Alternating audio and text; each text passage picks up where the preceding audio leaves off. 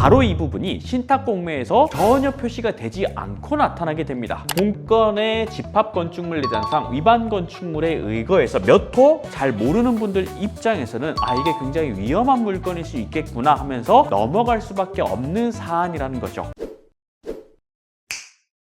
안녕하세요. 딱 쉬운 공매 딱쌤입니다. 경매를 하든 공매를 하든 가장 중요한 부분은요, 건물에 하자가 없어야 되겠죠. 그런데 하자가 있는 물건들이 가끔 있어요. 그게 뭐냐? 위반 건축물입니다. 최근에 위반 건축물이 양성화된다는 뉴스들이 많이 나오게 되면서 위반 건축물이 걸려있어도 도전하려고 하는 분들이 계세요. 바로 이 부분이 신탁공매에서 어떻게 나타나느냐, 전혀 표시가 되지 않고 나타나게 됩니다. 무슨 말이냐면요, 경매 물건 검색할 때는 빨간 글씨로 위반 건축물 쓰여져 있다 보니까 내가 자체적으로 위험한 물건이라 하면서 필터링이 되는데, 신탁공매에는 그런 표시가 전혀 되지가 않아요. 그래서 이 부분을 놓치게 되면 대출도 안 나올 수 있고요, 나중에 매도도 쉽지 않게 될 수도 있거든요. 그래서 오늘 이 신탁공매 물건을 제가 사례를 보면서 설명해 드릴 테니까 어떻게 이걸 확인해야 되는지 절차를 잘 파악해 보시길 바라겠습니다.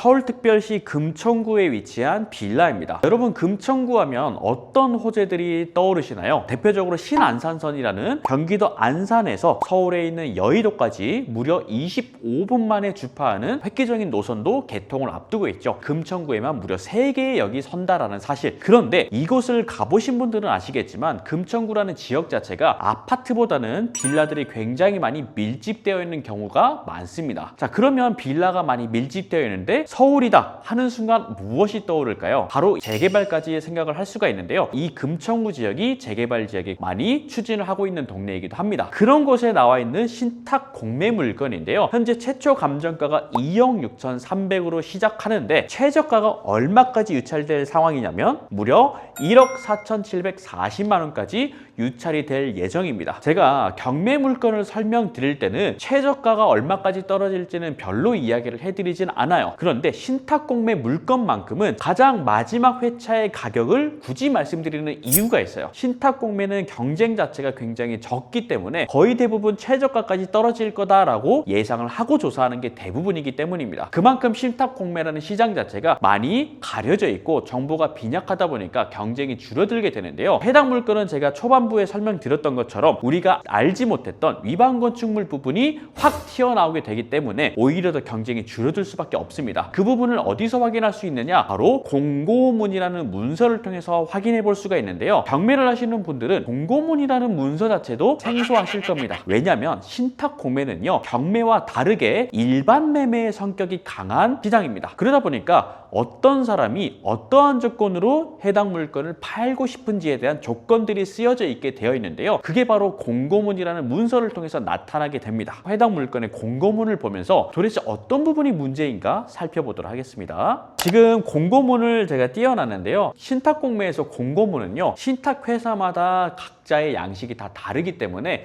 다 달라요.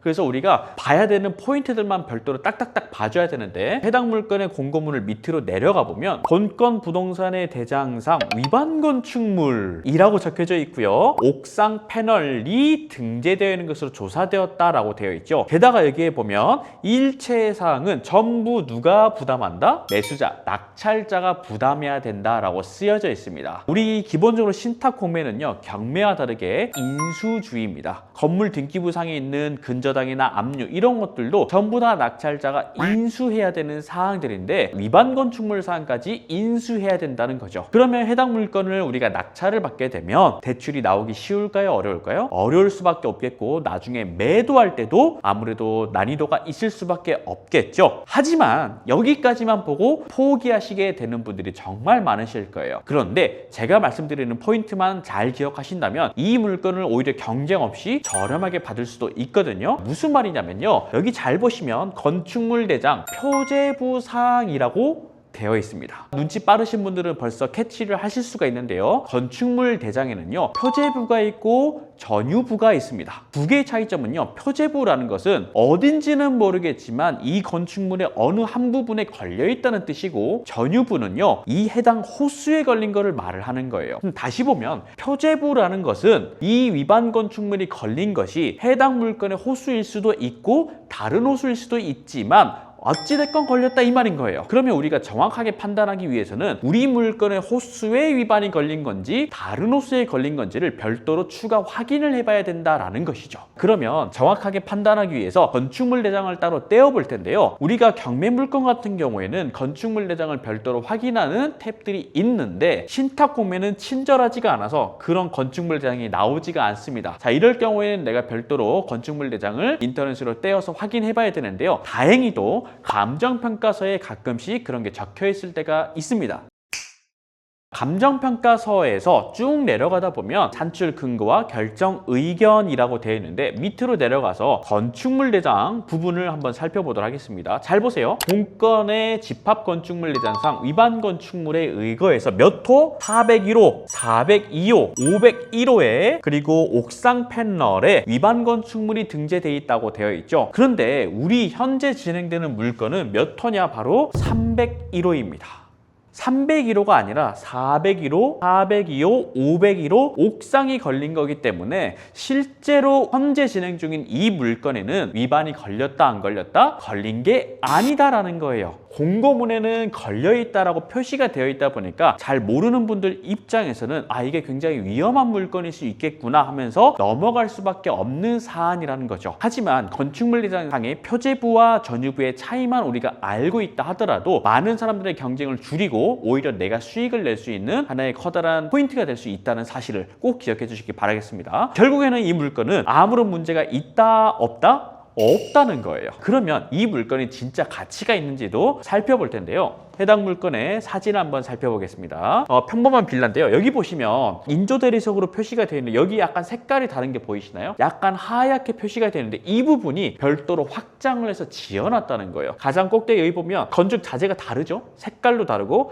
5층과 4층 부분을 확장했다는 거니까 우리 물건이 이 3층 부분은 전혀 위반 사항이 없는 물건인 거죠. 실제로 사진상으로도 확인할 수가 있습니다. 그 다음에 해당 물건의 위치도 살펴볼 텐데요. 현재 신탁공매 물건의 위치 여기에 있는데요. 바로 앞에 보면 신안산선의 지하철 노선이 개통되는 역이 만들어진다는 곳이에요. 게다가 현재 이 물건은요, 투룸 빌라예요. 신탁 공매인데 투룸 빌라인데 많은 분들이 투룸 빌라면 수요가 별로 없지 않을까요? 생각하실 수도 있는데 다행인 점은요, 이 금천구 일대는요 투룸에 대한 수요도 굉장히 높다라는 사실 알고 계실지 모르겠어요. 왜 그런지 제가 지도를 통해서 설명해 드릴게요. 지도를 조금만 줄여보면 우측에 있는 이 금천구가 모두 다 빌라 밀집 지역인데 조금만 올라가 보면요, 여기에 뭐가 있냐? 서울 디지털 국가산단이라고 해서 가산 디지털 단지가 있습니다. 그리고 조금만 우측으로 가보면 구로 디지털 단지도 있어요. 디지털 단지에서 일하시는 분들은 연령대가 낮겠죠.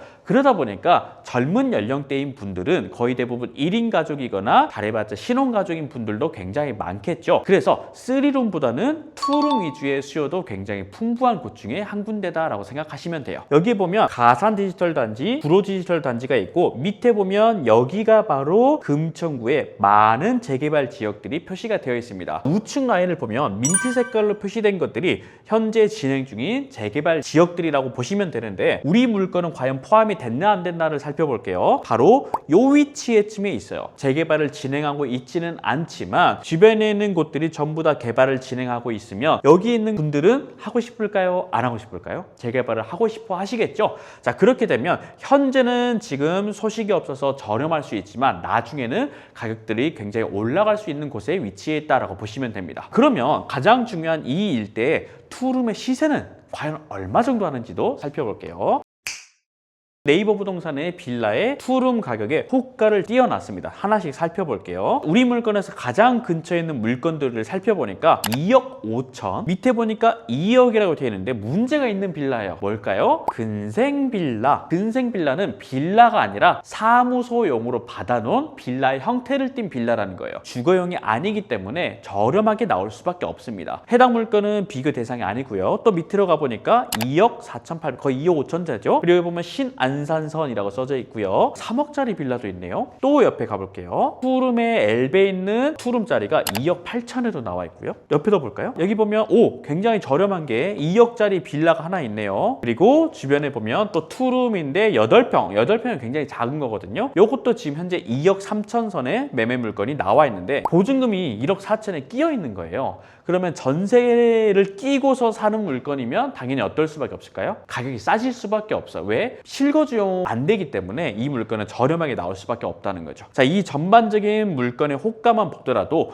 못해도 2억 4천에서 5천 정도면 거래가 이루어지겠구나라고 생각할 수 있다는 거죠. 근데 현재 우리 물건에 현재 감정가는 2억 6,300이지만 신탁공매의 특징상으로 거의 최저가까지 유찰될 가능성이 굉장히 높다는 거죠. 얼마까지 유찰되느냐? 무려 1억 4,700에서 1억 5천대까지 유찰될 가능성이 있다는 거면 결국 시세보다 얼마 정도는 싸게 산다? 거의 1억 가까이는 싸게 살 수 있는 시장이 펼쳐진다는 것이죠. 자, 이런 것처럼 우리가 자그마한 포인트를 신탁공매에서 어떻게 파악하고 해결해내느냐에 따라서 몇 천만 원 이상을 더 저렴하게 살 수 있는 시장들이 많이 펼쳐지는데요. 이렇게 신탁공매라는 거는 경매와 다르게 별도로 봐줘야 되는 포인트들이 있습니다. 내가 잘 알 수만 있다면 어마어마한 무기가 돼서 돌아오기도 하는데요. 여러분들이 이 신탁공매라는 걸 통해서 경매와 다르게 더 많은 수익을 얻어내고 싶다라고 하신다면 저와 함께 시작해 보시는 건 어떨까 싶습니다. 오늘 영상도 잘 시청해 주셨나요? 도움이 되셨다면 구독, 좋아요 눌러주시고요. 다음번에 더 좋은 영상으로 찾아뵙도록 하겠습니다. 감사합니다.